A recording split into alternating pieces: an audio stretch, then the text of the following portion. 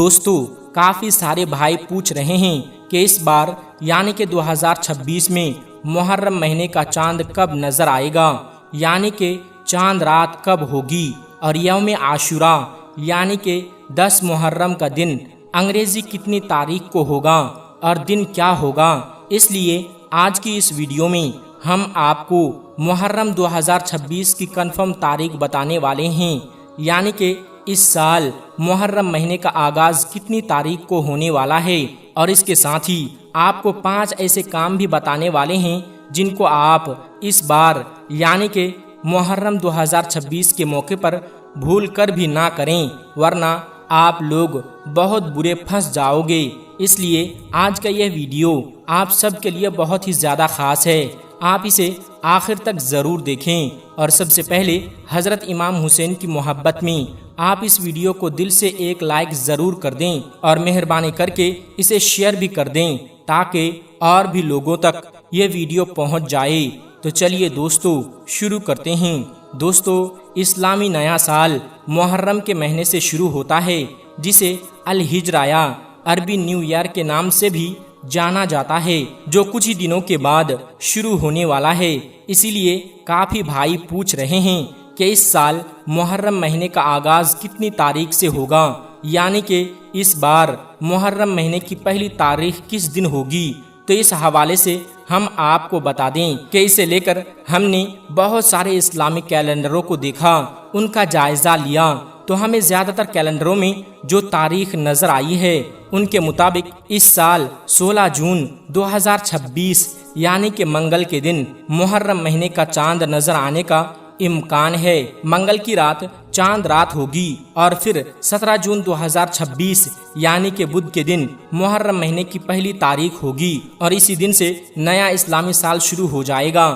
یاد رکھیں اسلامی سال جو شروع ہوتا ہے وہ محرم مہینے سے شروع ہوتا ہے اور پھر ذی الحجہ کے مہینے پر جا کر ختم ہو جاتا ہے۔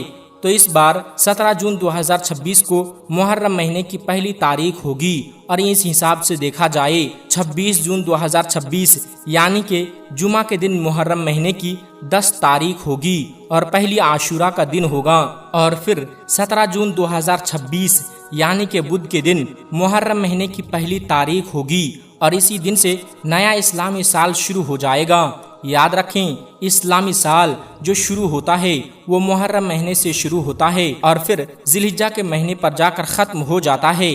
تو اس بار 17 جون 2026 کو محرم مہینے کی پہلی تاریخ ہوگی، اور اس حساب سے دیکھا جائے تو پھر 26 جون 2026 یعنی کہ جمعہ کے دن محرم مہینے کی 10 تاریخ ہوگی، اور یہی عاشورہ کا دن ہوگا، اور اسی دن عاشورہ کا روزہ رکھا جائے گا، اور یہی دن یعنی کہ 10 محرم کا دن ہی حضرت امام حسین کی شہادت کا دن ہے۔ اسی دن امام حسین کی شہادت ہوئی تھی۔ بہت سی جگہوں پر امام حسین کی یاد میں 10 محرم کے دن تعزیے بھی نکالے جاتے ہیں، جو اس بار 26 جون 2026 کا دن ہوگا انشاءاللہ تعالی۔ اب دوستو محرم مہینے کو لے کر ہم آپ کو یہ بھی بتا دیں کہ اسے لے کر لوگوں میں بہت ساری غلط فہمیاں بھی بنی ہوئی ہے۔ کوئی کہتا ہے کہ محرم کے مہینے میں شادی بیاہ نہیں کرنا چاہیے، یعنی کہ کچھ لوگ محرم کے مہینے میں شادی بیاہ کرنا ناجائز سمجھتے ہیں۔ ایسے لوگ خاص کر کے یکم سے لے کر 10 محرم تک نہ ہی گھر میں کوئی شادی بیاہ کرتے ہیں اور نہ ہی ان دنوں میں کوئی نیا کپڑا پہنتے ہیں۔ اور یہی نہیں، کچھ لوگ تو محرم کے مہینے میں اپنے گھر میں مچھلی، گوشت اور اچھے پکوان بھی نہیں بناتے ہیں۔ اس کے علاوہ کچھ لوگ تو ایسے بھی ہیں جو محرم کے ان 10 دنوں میں اپنے گھر میں چولہا تک نہیں جلاتے ہیں اور نہ ہی اپنے گھر کی صاف صفائی کرتے ہیں، یعنی کہ جھاڑو وغیرہ نہیں لگاتے ہیں۔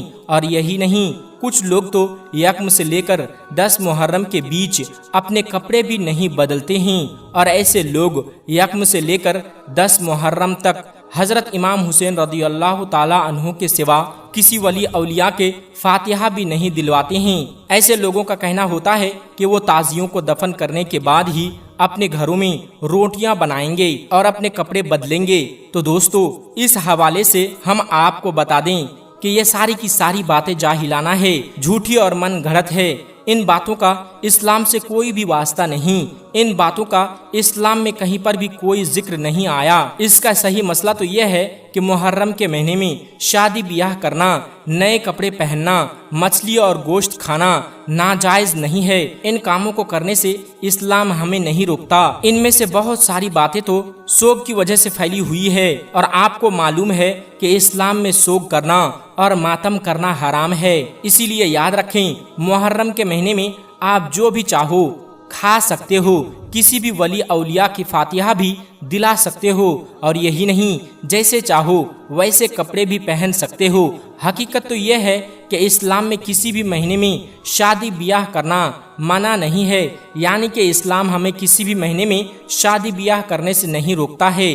سوچو، اگر اسلام میں ایسا ہوتا تو ہر بات ہمیں ہمارے پیارے نبی حضرت محمد صلی اللہ علیہ وسلم نے بتائی ہے، تو اس بارے میں بھی ہمارے پیارے نبی صلی اللہ علیہ وسلم ہماری رہنمائی ضرور فرما دیتے، یعنی کہ اس بارے میں بھی ہمیں ضرور بتا دیتے۔ ہمیشہ سے لوگ اس مہینے میں شادی بیاہ کرتے آ رہے تھے، مگر دراصل غلط فہمی اس وقت پیدا ہو گئی جب سے کربلا کا یہ واقعہ پیش آیا۔ شیعہ لوگوں نے اپنی طبیعت کے حساب سے محرم مہینے میں ماتم کرنا شروع کر دیا تھا، اور اس مہینے میں خوشیوں کے کام جیسے کہ شادی بیاہ کرنا، نئے کپڑے پہننا، مچھلی اور گوشت کھانا جیسے کام نہ کرنے کی بات معاشرے میں پھیلا دی ہے۔ یاد رکھیں، اگر کربلا کی وجہ سے محرم کے مہینے میں شادی بیاہ کرنا منع ہوتا تو پھر سفر سے لے کر ذی الحجہ تک کسی بھی مہینے میں ہم شادی بیاہ نہیں کر سکتے تھے، کیونکہ سبھی مہینوں میں کسی نہ کسی ولی اولیاء کی یا پھر کسی نہ کسی اللہ کے خاص بندے کی وفات اور شہادت ضرور ہوئی ہے۔ اسی لیے یہ سب باتیں غلط اور من گھڑت ہے، ان کا اسلام سے کوئی بھی لینا دینا نہیں ہے۔ لیکن ہاں، 7 کام ایسے ضرور ہیں جن کے بارے میں فرمایا گیا ہے کہ ان 7 کاموں کو آپ محرم کے مہینے میں بھول کر بھی نہ کریں، یعنی کہ محرم کے مہینے میں آپ یہ 7 کام ہرگز نہ کریں، ورنہ آپ لوگ تباہ اور برباد ہو جاؤ گے۔ نمبر 1، بے پردگی۔ دوستو یاد رکھیں، عورتوں پر پردہ پہلے ہی فرض ہے، اسی لیے محرم کے مہینے میں سج سنور کر شہادت کی رات گھومنا، میلوں میں مردوں کے ساتھ گھل مل کر جانا سخت گناہ کا کام ہے، اسی لیے عورتیں محرم کے مہینے میں یہ کام بھول کر بھی نہ کریں۔ نمبر 2، ماتم۔ دوستو محرم کے مہینے میں کالے کپڑے پہننا، عورتوں کا سینہ پیٹنا اور ماتم کرنا یہ بھی گناہ کا کام ہے، اس لیے آپ محرم کے مہینے میں ایسا کام بھی بھول کر نہ کریں۔ نمبر 3، مہندی۔ دوستو یاد رکھیں، کربلا کے میدان میں کوئی بھی شادی نہیں ہوئی تھی، اسی لیے محرم کے مہینے میں مہندی منانا یا پھر مہندی چڑھانا سخت منع ہے، اس لیے آپ یہ غلطی بھی محرم کے مہینے میں بھول کر نہ کریں۔ نمبر 4، ڈھول تاشے۔ دوستو یاد رکھیں، جب اپنے گھر میں کسی کی موت ہونے پر ٹی وی، ریڈیو یا کھیل کود اور تفریح سب بند کر دی جاتی ہے، تو پھر حضرت امام حسین رضی اللہ تعالی عنہ کی شہادت پر ڈھول بجانا، شہادت کی رات گھومنا پھرنا اور شور مچانا ہرگز جائز نہیں ہو سکتا، اسی لیے اس دن آپ یہ کام بھی بھول کر نہ کریں۔ اس کے علاوہ حضرت امام حسین رضی اللہ تعالی عنہ کی شہادت کے دن میلے سجانا، فوٹو کھنچوانا، ویڈیو بنوانا اور کسی بھی طرح کا کوئی دکھاوا کرنا بھی غلط اور گناہ کا کام ہے، اسی لیے آپ یہ غلطی بھی بھول کر نہ کریں۔ نمبر 5، تکلیف۔ دوستو محرم کے مہینے میں خطرناک اوزاروں سے کھیلنا، اپنے جسم کو تکلیف دینا بھی بہت غلط کام ہے، اس لیے آپ محرم کے مہینے میں یہ غلطی بھی بھول کر نہ کریں، یعنی کہ آپ اپنے آپ کو تکلیف نہ دے۔ امام احمد رضا کا فتویٰ ہے کہ محرم کے مہینے میں ڈھول بجانا، عورتوں کا سینہ پیٹنا، کالے کپڑے پہننا، اپنے جسم کو جان بوجھ کر تکلیف دینا، تلوار، سوئی اور لوہے کے کسی بھی اوزار سے اپنے جسم کو زخمی کرنا، یہ سب کام ناجائز ہیں، کیونکہ محرم کا دن اسلام کے لیے غم کا دن نہیں، بلکہ اس دن امام حسین کی شہادت سے اسلام کو نئی زندگی ملی تھی۔ دوستو اب آپ کو 8 ایسے کام بتاتے ہیں جن کو آپ محرم کے مہینے میں ضرور کریں، یعنی کہ ان 8 کاموں کو محرم کے مہینے میں ہر مسلمان ضرور کریں، انشاءاللہ آپ کی زندگی سنور جائے گی۔ نمبر 1، मुबारकबाद। दोस्तों याद रखें, इस्लाम का नया साल मुहर्रम के महीने से शुरू होता है, इसलिए सबसे पहले तो आप अपने इस्लामी भाई और बहनों को नए साल की यानी कि मुहर्रम महीने की मुबारकबाद जरूर दें। नंबर 2, रोज़ा। दोस्तों मुहर्रम के महीने में सबसे अफजल काम रोज़ा रखना, और इसीलिए हर मुसलमान को चाहिए कि वो मुहर्रम के महीने में कसरत के साथ 9 और 10 तारीख के 2 रोज़े ज़रूर रखें। नंबर 3, कुरान पढ़ें। दोस्तों हर मुसलमान को चाहिए कि वो मुहर्रम के महीने में कुरान पाक की तिलावत भी ज़रूर करें और नफल नमाज पढ़ें, नजर नियाज करें, ईसाले सवाब करें और जिक्र शहादत की महफिल भी सजाएं और उनमें शिरकत भी करें, और मुहर्रम का रोज़ा रखकर करबला वालों की भूख और प्यास को याद करें। नंबर 4, शरबत। दोस्तों हर मुसलमान को चाहिए कि वो मुहर्रम के महीने शरबत या हलीम बनाकर फातिहा जरूर दिलवाएं और जगह जगह प्यासे लोगों को पानी पिलाने का इंतजाम भी करे। नंबर 5, गरीबों की मदद। दोस्तों हर मुसलमान को चाहिए कि वो मुहर्रम की 10वीं तारीख को गुस्ल करे, सुरमा लगाए, यतीमों के सरों पर मोहब्बत से हाथ फेरे, यानी कि गरीबों की खूब मदद करें। नंबर 6, तौबा और इस्तिग़फ़ार। दोस्तों हर मुसलमान को चाहिए कि वो मुहर्रम के महीने अल्लाह से गिड़गिड़ा कर दुआ करे, अपने गुनाहों की सच्चे दिल से तौबा करें। बेशक अल्लाह पाक इस महीने की बरकत से आपको जरूर बख्श देगा। नंबर 7, इबादत। दोस्तों हर मुसलमान को चाहिए कि वो मुहर्रम के महीने में अल्लाह पाक की खूब इबादत करें और हजरत इमाम हुसैन की शहादत को बयान करे। नंबर 8, मजबूत इरादा।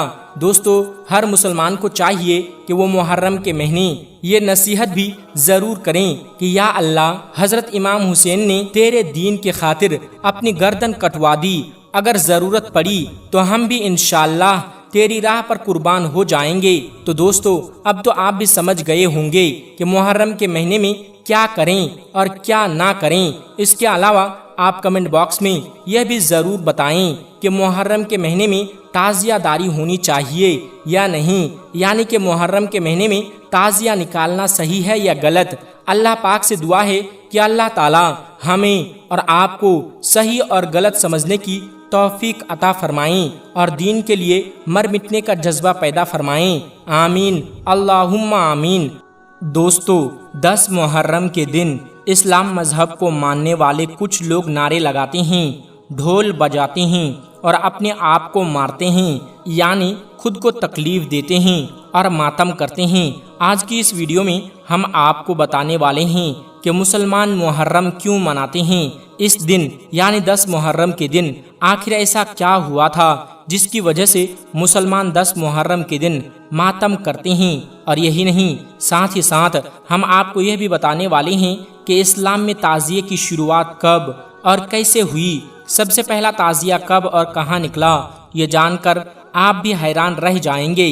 इसलिए आज की यह वीडियो आप सब के लिए बहुत ही ज़्यादा ख़ास है और आप सब से ये गुजारिश है कि आप इस वीडियो को लाइक करें या ना करें, मगर मेहरबानी करके इसे शेयर ज़रूर कर दें ताकि ये मालूमात और भी लोगों तक पहुंच जाए। तो चलिए दोस्तों शुरू करते हैं। दोस्तों सबसे पहले तो हम आपको बता दें कि 10 मुहर्रम के दिन हज़रत इमाम हुसैन को और उनके छोटे छोटे बच्चों को करबला के मैदान में भूखा प्यासा शहीद कर दिया गया था, जिनकी याद में यानी हज़रत इमाम हुसैन की शहादत को याद रखते हुए 10 मुहर्रम के दिन मुसलमान मातम करते हैं।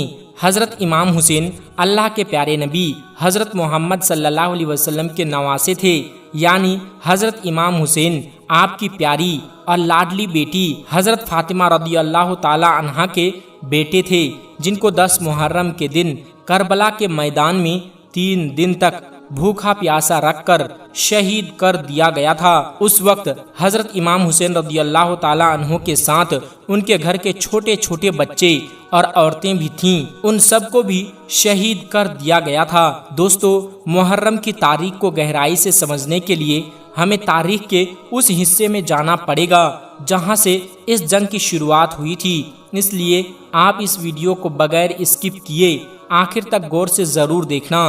दोस्तों ये उस वक्त की बात है जब इस्लामी खिलाफत यानी खलीफा की हुकूमत हुआ करती थी। खलीफा اس وقت دنیا بھر کے مسلمانوں کا بڑا رہنما ہوتا تھا۔